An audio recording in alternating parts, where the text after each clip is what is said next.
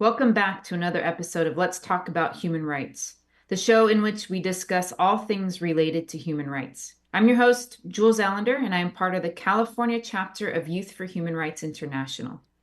Youth for Human Rights International's purpose is to enlighten and educate people around the world on what their human rights are, with specific focus on the United Nations Universal Declaration of Human Rights. And with this education, to enable and inspire the youth of today as our leaders of tomorrow to stand up and secure these rights for themselves and all people of Earth. As you know, for each show, we like to take up one right and try to broaden your understanding of how this right is important to you and your loved ones. And for today's show, we'll be looking at human right number 29, responsibility, which states, everyone has duties to the community in which alone the free and full development of his personality is possible. In the exercise of his rights and freedoms, everyone shall be subject only to such limitations as are determined by law solely for the purpose of securing due recognition and respect for the rights and freedoms of others and of meeting the just requirements of morality, public order, and the general welfare in a democratic society. These rights and freedoms may in no case be exercised contrary to the purpose and principles of the United Nations. Let's take a look at a short video on this specific human right.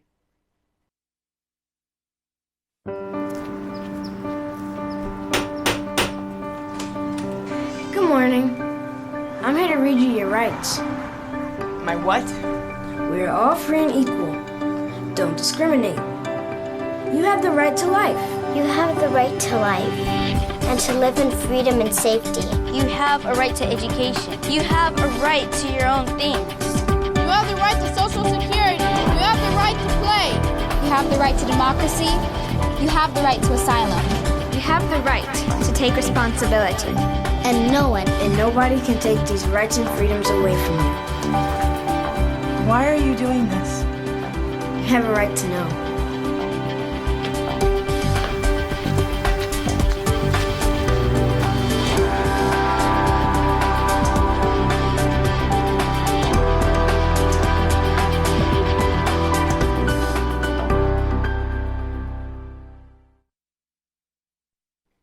Let's examine these ideas a little more closely.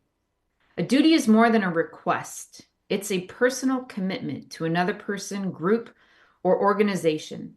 It's what drives us to act with purpose, to stand up for others when they need it most. As it states, everyone has duties to the community in which alone the free and full development of his personality is possible. This highlights the essential role of community in personal growth.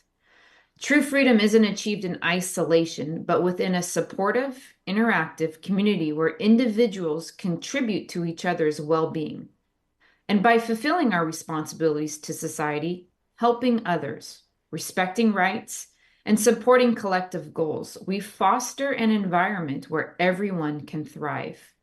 This mutual exchange of support enables personal development, as each person's contributions empowers others, creating a cycle of growth.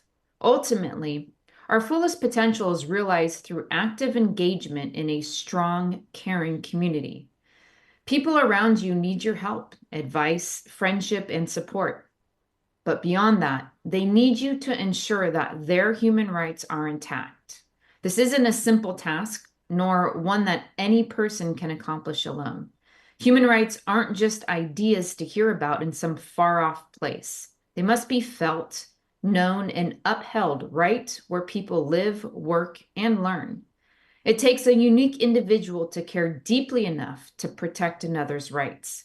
This person is attentive to others, not self-centered or focused solely on their own circumstances. They're observant, aware, and genuinely strive to make a difference for others. Being this kind of a person requires commitment, an understanding of human rights, and a willingness to work alongside others to accomplish this goal. Safeguarding human rights is a collective effort. But in many parts of the world today, it seems like people have lost hope in human rights, surrendering to the idea of survival of the fittest or power through force. But this doesn't have to be the way forward. We can create a world of reason, calm, and freedom, a place where people have the right to pursue their dreams, experience equality, and find justice. However, we need to make the conscious choice to bring these ideas into reality. Education about human rights is a crucial step in this process. The more people know and discuss the meaning of these rights, the stronger their presence becomes in society. Sadly, too many people witness injustices but do nothing, often because they don't recognize them as human rights abuses. Education is the key to awareness, allowing people to see, understand, and act against violations when they occur. In fact, the most effective way to take away someone's human rights is to deny them education about their rights and freedoms. And when individuals are unaware of their liberties, they can't fully realize or defend them. This education is essential. And perhaps it's surprising that we need to learn our rights instead of inherently knowing them. As children, we often need guidance and limitations to stay safe. But as we grow, we must be taught about our human rights and how to identify when they're at risk. This awareness can then build into a lifelong ability to protect these rights for ourselves and others. And with such education, human rights can become a lived reality. If we commit to watching out for our neighbors' rights, we can create a society where these freedoms are upheld for everyone. But before we get to our special guest for the show, let's take a look around the world at some good news that occurred in human rights. After a 100-year effort, Egypt has been officially declared malaria-free by the World Health Organization. This article states, in an achievement hailed as truly historic by the WHO, Egypt has joined 44 countries and 1 territory to officially be declared malaria-free.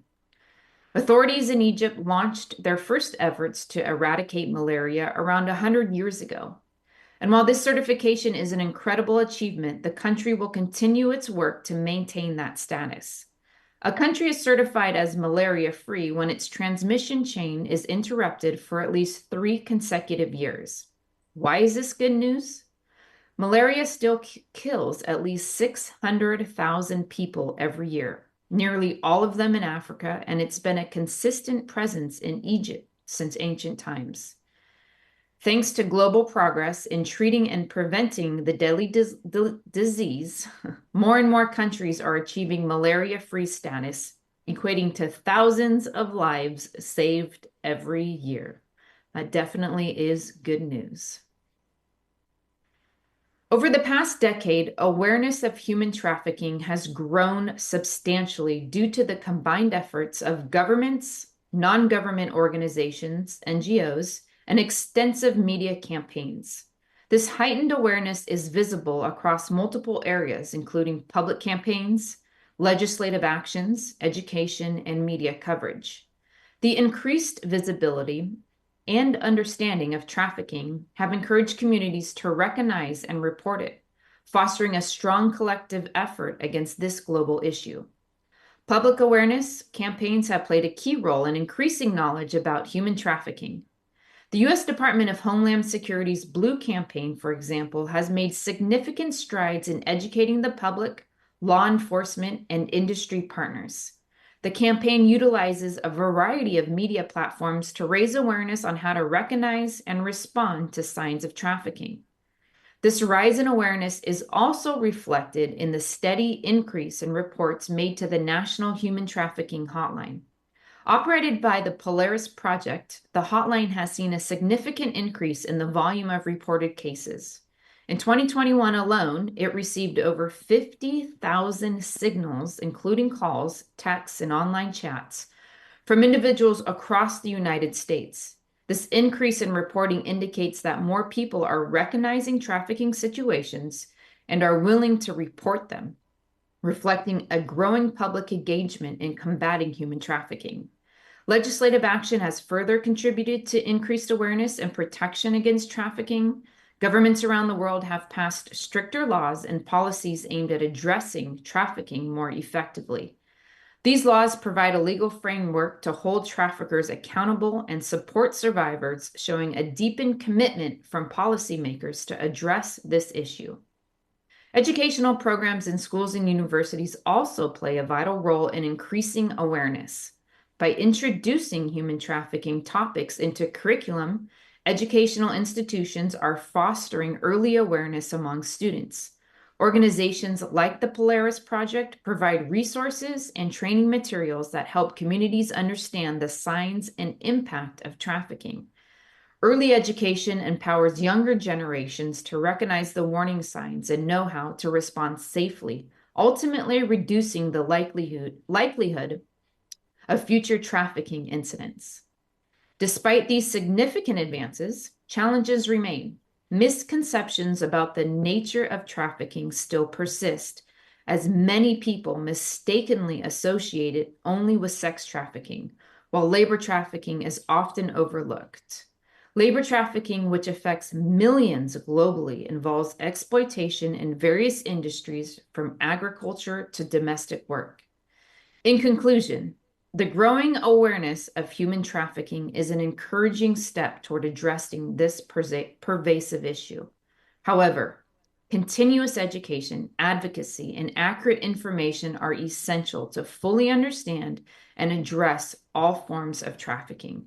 By maintaining these efforts, society can work toward a future where human trafficking is recognized, reported, and ultimately eradicated. My guest today is one of the people maintaining the effort to continue to shine a light on this blight. Kristina Wilburn is a research and training manager with Laboratory to Combat Human Trafficking out of Colorado. Welcome to the show. Thank you. Yeah, thank you for being here. First, can you go ahead and introduce to us the mission of Laboratory to Combat Human Trafficking and the key areas of focus for your organization? Yes. So Laboratory to Combat Human Trafficking is a Colorado state-wide nonprofit organization with the mission of combating human trafficking, of course, in the state of Colorado, but nationally and around the world. We have 4 very specific programs to help us with that. I am part of the training education program, in which my main duty is to go around the state of Colorado and bordering states, as well as doing some international trainings virtually on recognizing what is human trafficking and helping professionals, specifically systems working with youth, healthcare providers, law enforcement, and others, to see what it is and how to work with survivors when they interact with them. Then we have our research program, in which we do a very extensive report every 5 years on what the impact of human trafficking looks like, specifically in the state of Colorado, some of those root causes. And then we have our leadership development program, where people can intern for those who would like to get involved in the anti-human trafficking movement. And finally, we have our hotline. So Laboratory to Combat Human Trafficking, also known as LCHT, oversees the Colorado Human Trafficking Hotline, which is made up of volunteers who take tips of some form of exploitation, also makes referrals for resources for survivors, either to survivors who call the hotline, family and friends, or other service providers. That's a tremendous amount. This is quite an organization, and that's incredible. We'll definitely get more into all the details in which you gave us and all the services that the organization offers. I'm curious, and as you were talking and laying out all these different aspects that the organization does, I want to ask you, and I'm just wondering, how did you come about finding your way in this type of organization? So that's a great question. I have worked with survivors of human trafficking in other capacities in previous occupations. Working within this social justice issue is something that sort of just came about regardless of the previous jobs that I had, I always found myself eventually working around the issue of human trafficking.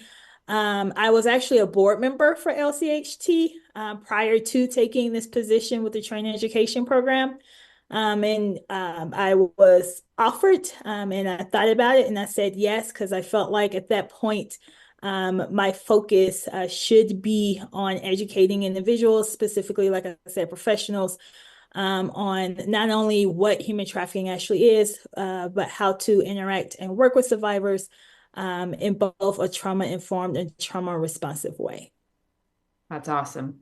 And it just amazes me when we talk to different individuals in different areas of human rights, kind of this tenure or lifelong dedication to a topic that is one that's tough to talk about, one that's tough to confront, and it takes takes a definite certain type of strong, powerful, driven person to stand in a role like yours, over and over and over again. So I just, again, as you were talking about all the different services, I was like, wow, I wonder how she came about, it to the organization and in your role. So I definitely want to commend you and thank you. And yeah, it's just awesome. So very well done. All right. So let's get back to human trafficking. So it is a complex issue. And how do you define it to the general public? And what are the most common misconceptions people have about it? Okay, I will try to keep this short and sweet. So when I am talking to community or the public or professional sectors, I always start off with what we call the definition that's known globally as well as nationally of human trafficking, which is a severe form of exploitation for labor, including sex, through the use of force, fraud, or coercion. A lot of times, as Julz stated, a lot of people focus on the sex trafficking piece because that's what's very popular in like movies and social media. But there's actually two forms, commercial sex acts and labor exploitation. And then through the use of force, fraud, or coercion. So depending on your state, depending on your country, that part of the definition may be interpreted differently. For example, in the state of Colorado, we focus on the coercion piece. But it does require force, fraud, or coercion. So someone's been exploited for labor, commercial sex acts, or both. And they're either being forced in their exploitation, coerced, or the individual misrepresented themselves and or facts, which led to the victim/survivor's exploitation. Wow. As to common misconceptions, so I often like when I'm doing a training, I have sort of like a tension-free moment where I just talk about like Hollywood movies that people have seen, things they see in social media, the white van that's driving down the street, snatching people up, or allegedly parked in your department store or grocery store, taking people out of the parking lot. That is called kidnapping. Kidnapping is a crime. It's not necessarily an indication of human trafficking. Majority of survivors know their trafficker before their exploitation. The red twist ties on your car door, the front door of your house, I have no idea where that rumor came from, but again, that's not an indication of human trafficking. The traffickers do not warn their victims before exploiting them. No one is being pulled from underneath their beds, and no one is being locked up in basements or cages or to the bedrooms. Survivors of human trafficking are literally people who go from home to work and home to school. They could be someone that you see crossing the street every day. It's not limitation to their physical freedom that keep people in their exploitation, but it's factors of vulnerability that makes it difficult for them to leave their exploitation. Also, because they fear what may happen if they or what their trafficker may try to do if they try to leave. Got it. Yeah, that's we've never had someone break down those misconceptions, so that's extremely helpful. Obviously, I was aware that the large majority of individuals who are trafficked know their trafficker before, because it can be a very slow kind of insidious relationship, and then they're being trafficked in some way, and they're dully or very little, they have very little awareness of what is specifically happening to them until they do. And like you said, then they have reasons that keep them there. And those can Yes. be right. But those are really good misconceptions to handle because I think a lot of individuals throughout the world think that it just happens, right? You get snatched up off the street, you're held at gunpoint, you are locked up in cages. We see that, or locked in a basement, handcuffed to a pole, right? We see that a lot on crime shows and movies and things of that nature, where the awareness level needs to come up even higher because it's just not that aggressive, I guess one could say. Yes. Correct. Okay. Yes, and I definitely want to emphasize it's not a stranger are being held at gunpoint. A lot of survivors do not realize they are victims of human trafficking. That word trafficking throws them off because of what's in social media, what's in movies. They assume they have to be moved from one place to the other. But most of the time, the exploitation of an individual for labor or sex is happening in their own backyard. For example, survivors I worked with in Colorado, the city they were born in and the city of their exploitation is the same city. And when it comes to traffickers, it's not, like I said, the stranger or the tall Black or Hispanic guy. A lot of traffickers are mostly someone that the survivor knows, who is providing for their needs for a consistent period of time, mostly a couple of years on time before they are being exploited. Because statistically, 30% of our traffickers is a caregiver and parent. So you're looking at mom, dad, aunt, uncle, grandma, and grandpa. 40% of our traffickers is someone that survivor has an intimate relationship with. So husband, wife, boyfriend, girlfriend, significant other. So that means 70% of traffickers is someone that survivor knows and loves. Wow. 70%. Wow. More than 27% of traffickers is someone of power who knows of that survivor. So their teacher, their doctor, their therapist, their employer.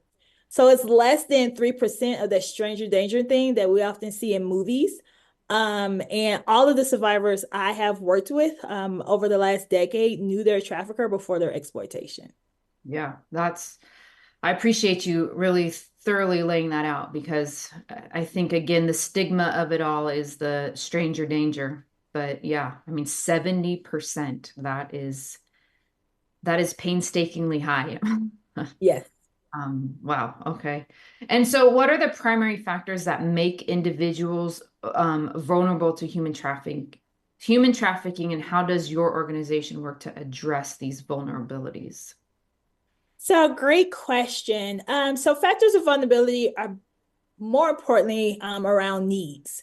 So there is not a specific image when it comes to a survivor of this crime or the trafficker. Because remember, 70% of all traffickers is someone that survivor knows and loves. There's a huge possibility that the trafficker looks just like them. And in those situations, the traffickers are putting themselves in a situation where they can provide for that victim/survivor's needs. So we have people who are vulnerable, and vulnerability comes in all types of social identities and demographics and physical features. And so we're looking at someone who's has a history of abuse or neglect as a child, domestic violence victim, people who are abandoned because of their gender or sexual orientation identity, the lack of companionship or relationship with a family, homelessness, being discriminated because of their race or religious background. And that's not an exhaustive list. I'm just sort of listing some of the common things that we see. And then with youth specifically, youth who have find themselves exiled by their family, friends, and community. They're looking for, because of how they identify with their gender or sexual orientation, they're looking for someone to have that relationship with. Socialization is still very key for youth, as well as because they're youth, it means they're still minors. So they depend on adults for their needs. So that makes them more vulnerable to trafficking. Not their gender or sexual orientation that makes them more vulnerable, but it's their family, friends, and community reaction to it. And a lot of them, unfortunately, end up homeless And they end up in a situation where they can be groomed for exploitation by a trafficker, because a trafficker comes along to a youth, young adult, or adult, and it's like, hey, you're homeless. You've been abandoned because of how you identify in various areas. Sorry, you were discriminated against based on your race. That really, really sucks. How about you come with me? I can provide you with food, shelter, and clothing. I have a group of people who will instantly love you and become your family. And then at some point, I will show you how to be financially stable. So a lot of times it's those things. And also with youth, who have history of abuse and neglect, who find themselves in foster care system, their mindset of what that system looks like, and what that means to them. So not what Department of Human Services is illustrating or trying to depict, but it's the mindset of that youth. Because by the time they end up in foster care, they're first told that their family and friends do not love them enough without abusing or neglecting them. That their family within the area cannot pass the very basic criminal background check to be considered family caregivers. So they have to go live with strangers that are being paid by the government to take care of them. And if for some reason that placement doesn't work out, they're going to go live with another set of strangers who are also being paid by the government to take care of them. So when youth run from their foster care and they find themselves interacting with a trafficker, the trafficker provides for all their needs. Some of their wants could care less about curfew or them interacting with the family members that DHS tried to keep them safe from.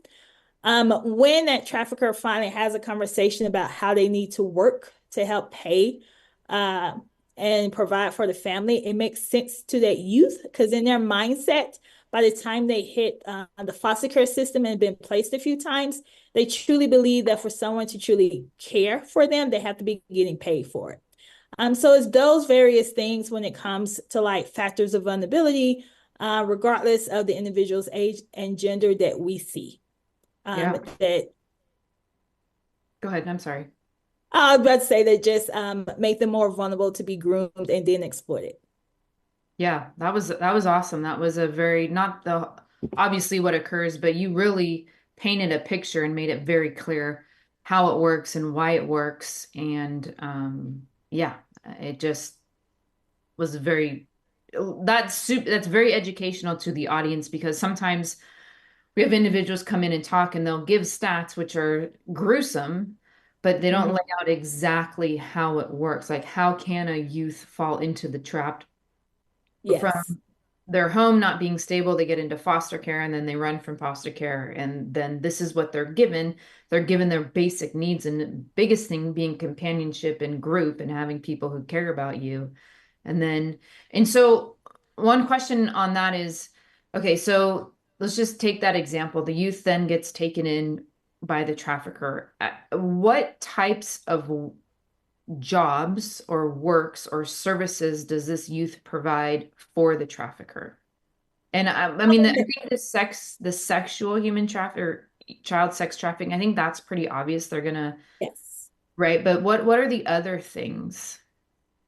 So there's not really an exhaustive list.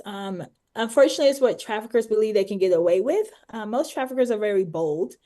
They are often exploiting individuals and survivors in front of other people because they depend on society to have their definition of what human trafficking is based on what they see in movies.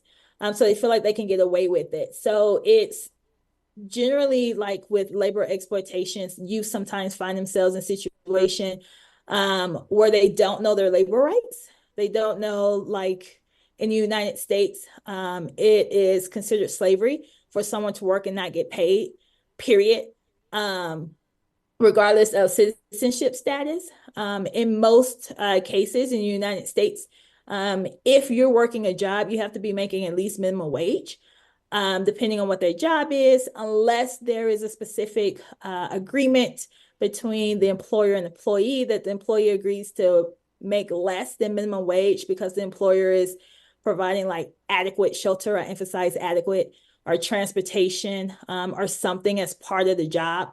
And in those situations, that agreement should be in writing. So a lot of you find themselves in a situation where they don't know their labor rights, and they're relying on their employer / trafficker to tell them about them.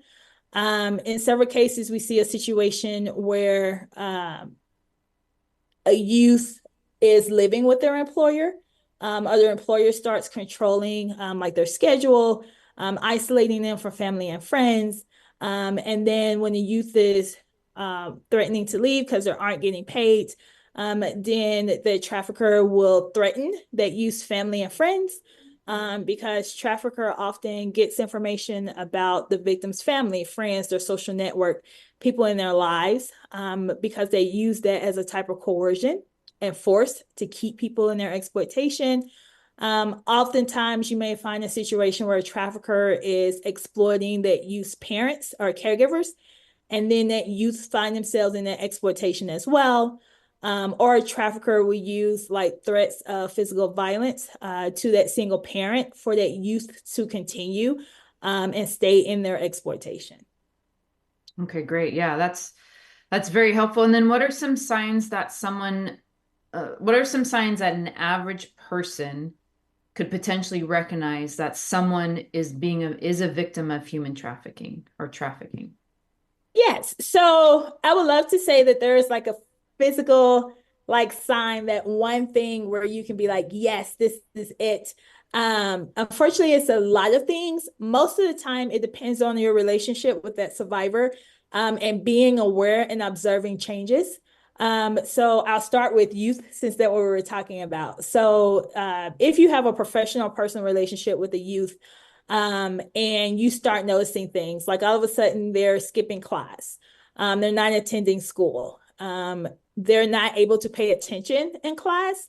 More so, let's assess that before we start giving consequences for inability to pay attention in class, because that could be an indication of a lot of things. They may be forced to work after school, and by the time they get home, they maybe have 2 hours of sleep before they go to school. Because, like I said, survivors go in and out of their exploitation. So you will have a survivor that's still attending school that's being exploited for commercial sex acts or labor or both. You may have a youth, if they're not the ones being exploited, their caregiver is. And so they're feeling the consequence of that exploitation, because maybe they're being forced to stay up to watch their sibling group or something like that, or out of fear and concern of their caregivers. It's hard for them to go to sleep until that parent gets home. If you know the financial situation of a youth and all of a sudden they're showing up with new clothes, jewelry, they're talking about traveling around the world, just having honest conversations about where are they getting the money for that, because you know their financial situation. Youth calling significant others sugar daddy or cougar is not cute. So being aware of that. If you notice youth social media account is sexualized in nature, or they've created new ones that are sexualized in nature. A youth talking about not being able to leave their employer, or no longer having possession of their government ID, not having control of their schedule.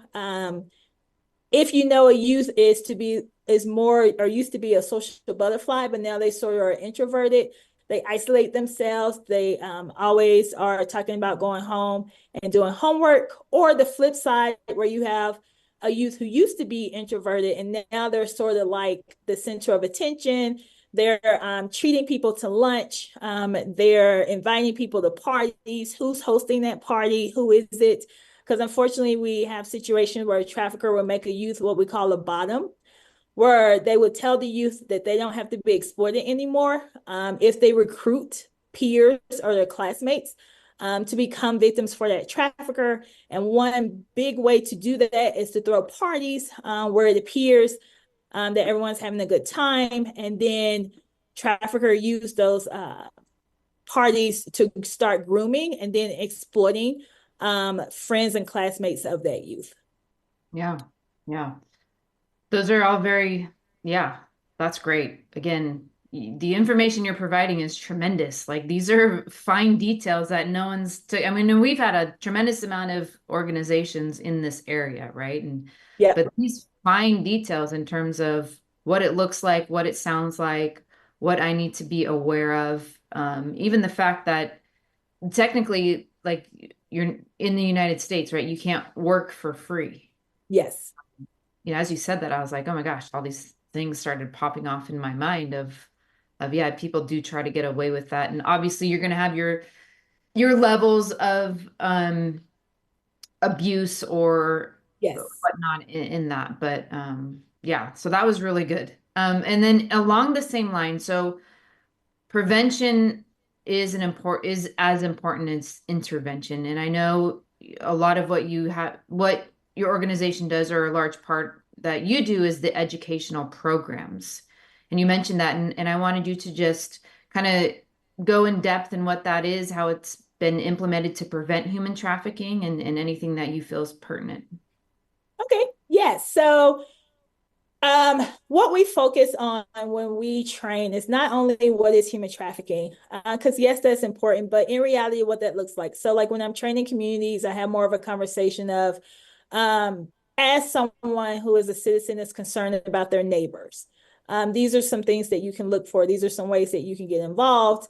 Advocate to have trainings with your agencies and your organizations. With professionals, the same thing, asking them to get the word out. Because, like, for example, if I train like child protection services and 75 people show up, that is awesome that the 75 people show up, but then there's another 219 that didn't. So, how do we get the word out to those other 219 that didn't show up for the training? Systems working with youth, law enforcement, and healthcare providers are the top 3 sectors that interact with survivors on a consistent basis. However, unfortunately, survivors are often missed. A huge example of that is around 80% of survivors during their exploitation has some contact with a healthcare provider during their exploitation. But when a study was done with healthcare providers, almost 75% of them said that human trafficking was not an issue for their patient population. So there's definitely a crime that's being missed, and a lot of people are missing opportunities to help survivors. And so that prevention work is sort of like increasing awareness, increasing the number of trainings that's done. Specifically with LCHT, we do what we call a part 1, where is that this is a human trafficking. We tailor that especially depending on who's in the audience. And then we have part 2s and 3s where we physically talk about specific scenarios in which someone may see these things. Having those dinner conversations with family, pushing back on some of the rumors and myths that are out there about what human trafficking is goes a long way. Giving people resources, our website to look at, or other websites like in California, where there's other anti-human trafficking coalitions or nonprofit organizations. And then just following up with people, having partnerships, because LCHT cannot do this alone in the state of Colorado. So it's important to have those partnerships with other service providers, with law enforcement, with healthcare providers, to be like, yes, we're seeing it. This is what it looks like. And then just not trying to resolve the issue on like a global level, because that's sort of like a huge mountain. But maybe concentrating in your own area, in your own community. Like, what can I do in my community? What can I do on my street to make human trafficking awareness something that everyone knows about, to increase the awareness, and then to publicize. So having like posters or flyers or hotline cards. California has their own human trafficking hotline through CAST, which is the Coalition to Abolish Slavery and Trafficking. As well as Colorado has their own human trafficking, are using the national human trafficking hotline cards. So those ways to sort of like decrease the cases of trafficking. We've come a long way, especially since 2005, where there has been legislation that's been enacted on both a national and state level, depending on the state that you're in. But unfortunately, we have a long way to go to be able to then use specific prevention techniques. I would love to be able to have a prevention conversation, but right now majority is this is what this crime actually looks like conversation. And like I said, the awareness is increasing, but in some aspects we still have a long way to go with that. Yeah, absolutely. And so looking forward, what are some of the goals your organization aims to achieve in the next few years? And then with that, what are some of the biggest challenges you foresee? So our main goal is continue our mission, which is combating human trafficking. We would love to see the number of cases and referral reduced or decreased to our hotline, not necessarily because people are no longer calling, but because the exploitation isn't happening as much, because people are aware of their rights. They are aware of what needs to be done. Like, for example, in addition to labor rights, I inform a lot of people about the possession of like their government ID. Um, it is against the law in the United States for someone to come, for an employer to confiscate an employee's ID. They can take it and take a picture of it, but they're supposed to give it back. So a lot of cases of labor exploitation, we find where the survivor's government ID has been confiscated. I don't care if that's a driver's license, a passport, or work visa. It's supposed to be given back to the employee. And so with that, in addition to coercion and force, survivors are mostly reluctant to leave because especially if they're not from the United States, they're scared about getting deported. They're scared what may happen to their family and friends when they try to leave. And so for all those situations, so we want to be able to do that. Our goal is also to do like the research project we do every 5 years and have it where we've addressed the root causes. So right now, some of the root causes that we're looking at are like citizenship status, those who have migrated to the United States. We're looking at homelessness. The inability to have enough shelters is always an issue. So we know that within nationally, having enough shelters is always going to be an issue. So how do we combat that? What are some other ways that we can help? While a person is looking for like transitional housing or permanent housing, what are some other needs that we can take that we can address where they're less likely to be exploited by a trafficker? And then just continuing overseeing the human trafficking hotline for the state of Colorado and making sure that people who would like to support this cause are able to and continuing those partnerships not only throughout Colorado, but nationally and around the world, because we truly believe that it takes the effort of a lot of partnerships and agencies. It's not something that LCHT can just do by themselves. Yeah, absolutely. Well, that's a lot. It's a long list. You definitely need some help.